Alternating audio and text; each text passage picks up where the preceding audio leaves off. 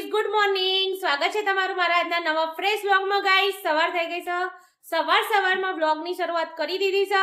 આજે થયો છે સોમવાર અને સોમવારે મસ્ત મજાનું વાતાવરણ છે બહાર. તો હમણાં તમને બતાવું બહાર જઈને.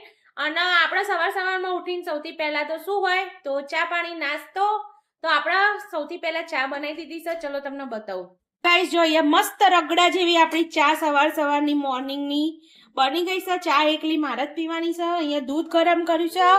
અને આજે તો સવારમાં ઝંઝટ જ નહીં નાસ્તો બનાવવાની, કારણ કે રાત્રે મેં બનાવી દીધા હતા થેપલા. તો ચલો મોજ ઉઠાઈ લઈએ થેપલા અને ચાની સવારમાં. અને પછી હું તમને બહાર બતાવું કે આજનું વેધર કેવું છે. તો ગાઈઝ, અમે ચા પાણી કરીને અને બેસી ગયા છીએ.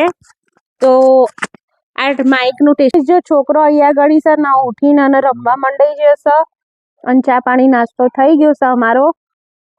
ત્યારે છે ને વેધર છે 16 ડિગ્રી અને ના ઠંડુ ના ગરમ છે, બહુ મજા આવે એવું. અને એકદમ વાદળછાયું વાતાવરણ છે અત્યારે તો જુઓ. અને હમણાં છે ને તે થોડો એવો તડકો ને એવું આવવાનું છે 12 વાગ્યા પછી. તો અત્યારે વાગી ગયા છે સવારના 10:30 અને અમે ચા નાસ્તો ને બધું કરીને રેડી થઈ ગયા છીએ. અને જો છોકરાને રમવું તો થોડીક વાર તો મેં કીધું રમવા દઈએ અહીંયા, પછી એમને નવડાઈ ધોવડાઈને રેડી કરી દઈશું. આપણે છે ને રોધવાનું હોય રાત્રે અને વિચારીને રાખવાનું હોય આગલા દાડાથી. તો એવું જ મારા જોડે થયું છે. તો મને અત્યારથી વિચાર આવ્યો, હજુ તો સવારના 10:30 થાય છે, મને વિચાર આવ્યો કે હવે રાત્રે શું રસોઈ બનાવીશું.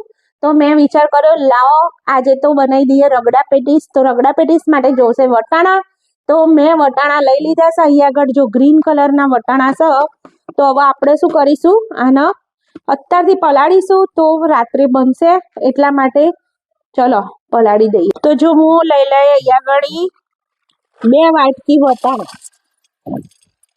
તો 2 વાટકી વટાણાનો રગડો તો બહુ ઇનફ કહેવાય, કારણ કે અમે છીએ ઘરમાં 5 સભ્ય. તો 5 સભ્ય માટે તો ઇનફ જ છે. પણ ગાઈસ, અમારે કેવું હોય છે ખબર હે, આવું રગડા પેટીસ ને એવું બધું બને ને તો બધા બીજા દાડા સુધી ખાય. એટલે આના છે ને મારે થોડું વધારે જ પલાળવું પડે. 2 પાણી વોશ કરી દઈએ અને પછી છે ને આખું ફૂલ ભરીને અને પલળવા માટે મૂકી દઈશું. એટલે મસ્ત પલળીને આપણા આમ ફૂલી જશે વટાણા. રગડા પેટીસ રૂહી, જે તમારી ફેવરેટ. તો હું નહીં ધોઈને રેડી થઈને નીચે આવી ગઈ છું. અને હવે થઈ ગયો છે લંચનો ટાઈમ. તો હવે આપણે લંચમાં શું બનાવીશું બહુ વિચાર્યું છે. અને વિચાર્યા પછી હવે ફાઇનલ ડિસિઝન ઉપર આવી ગયા છીએ ગાઈસ. તો ફાઇનલ ડિસિઝનમાં હવે બની રહ્યું છે, જે હું રૂહી નાની હતી ને ત્યારે જે રેસીપી બનાવીને એને ખવડાવતી હતી લંચમાં, એ જ વસ્તુ આજે ફરીથી રિપીટ કરી રહીશું. એટલે રૂહીને ખબર પડે કે મારી મમ્મી મને શું ખવડાવતી હતી. તો ચલો આપણે તો ગાઈસ અહીંયા જો મેં બધા ઇન્ગ્રેડિયન્ટ્સ લઈ લીધા છે. ગાજર, લસણ, 5 જાતની દાળ છે, ચોખા છે અને બટાકા. તો ચલો વઘાર કરી લઈએ. આપણે એકદમ નોર્મલ વઘાર કરવાનો હતો એટલે લઈ લીધું હતું ઘી. અંદર નાખી દીધી છે રઈ. હવે રઈ સારી રીતે થઈ જાય એટલે અંદર હિંગ અને લસણ અને પછી અંદર હળદર નાખી દેવાની. આ બધું સરસ રીતે સતળાઈ જાય એટલે અંદર વેજીસ જે કટ કરીને રાખ્યા હતા એ નાખી દઈશું. અને દાળ ચોખા નાખી દીધા અને હવે સ્વાદ પ્રમાણે મીઠું. તો ગાઈસ, આ એકદમ મસ્ત પ્રોટીન રીચ વસ્તુ છે અને આના દહીંની સાથે ખાવામાં બહુ જ મજા આવશે. તો બસ એકદમ લવાલબ ખાઈ લેવાનું. અને જે લોકો ડાયટ કરતા હશે, જેનો નાનો છોકરો હશે, એમના માટે આ બેસ્ટમાં બેસ્ટ રેસીપી છે. જો તમને ટ્રાય કરજો, જો તમને સારી લાગે તો મને કોમેન્ટ જરૂરથી કરજો. હું આવીશું ગાર્ડનમાં કપડાં સુકાવવા માટે. આજે તો જો મેં ગોદરા ગાદલાનો કવર ને બધું ધોઈ દીધું છે. તો હવે સમર જવાનું છે એટલે પછી આપણને બહાર ગાર્ડનમાં કપડાં સુકાવા નહીં મળે. તો ચાલો ભરપૂર મોકો ઉઠાઈને હવે સૂકવી લઈએ કપડાં. અહીંયા આગળ જો મેં અહીંયા આગળ છે ને કપડાં સૂકવી દીધો છે.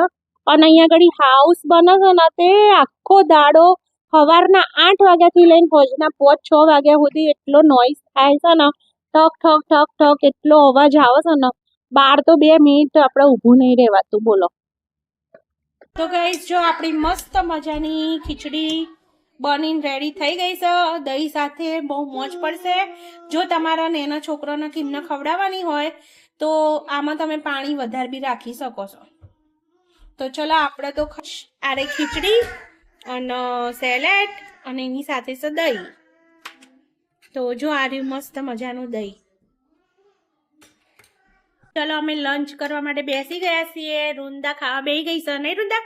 કેવી લાગી બેટા ખીચી? અને પ્રવ્ય જેવું લાગ્યું મત્તન. અને રૂહીએ જમવા બેસી જઈશ. અને અહીંયા મારું છે. ચલો સેલેડ ખીચડી અને દહીં ખાઈ લઈએ આપણો. તો જો ગાઈસ અહીંયા આગળ મેં છે ને તે વટાણા બાફવા મૂકી દીધા છે, જે આપણે પલાળીને રાખ્યા હતા એ. તો વટાણામાં હળદર અને મીઠું નાખી દીધું છે. અને આજે આપણે કુકર અવોઇડ કરવાનું છે, એટલે આપણે આવી રીતના કઢાઈમાં જ બાફવા મૂકી દીધા છે.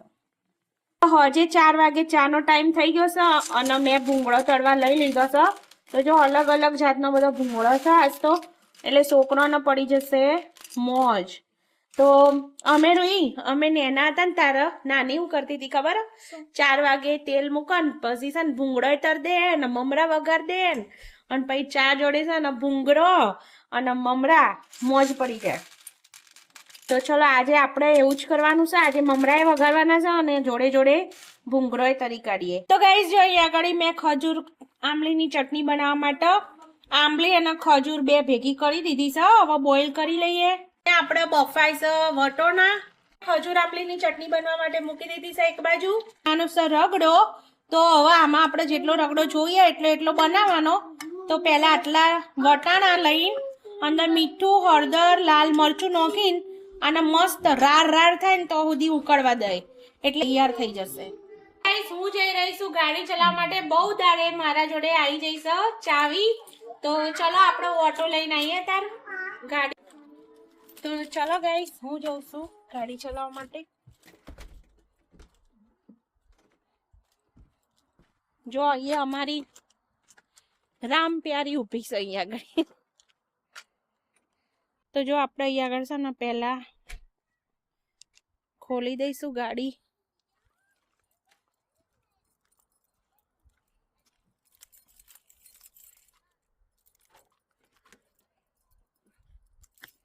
તો ચલો ગાઈસ આપણે હેડે છીએ ગાડી ચલાવવા માટે. બેસી જઈએ અહીંયા આગળ. તો ગાઈસ હું ગાડી ચલાવીને તો ઘરે આવી ગઈ છું. થેન્કફુલી આપણો એક્સપિરિયન્સ બહુ સારો રહ્યો ગાડી ચલાવવાનો. બહુ દૂર ગઈ નથી, ખાલી આટલામાં ચલાવી છે. તો હવે વિચાર કરું છું કે ડેટ લઈ લેવી છે આપણે. તો ક્લાસ 5 લેવાનું છે, તો હવે એની ડેટ લઈ લઈએ. ગાઈસ અમારી રગડા પેટીસ રેડી થઈ ગઈ છે. તો ચલો જમવા માટે. અહીંયા પ્રવ્ય અને અહીંયા રૂંદા એ બેના ખવડાવવાનું કામકાજ ચાલે છે. ઘડીકમાં એરોપ્લેન આવે છે અને ઘડીકમાં શું આવે છે બીજું? ખાવાનું. ગાઈસ હવે આપણે ઊંઘવા માટે આવી ગયા છીએ. તો ચલો હવે બધાને કહી દઈએ good night. Good night. Bye bye. પસંદ આવ્યો હોય તો લાઈક કરો, શેર કરો, કોમેન્ટ કરો. Bye bye.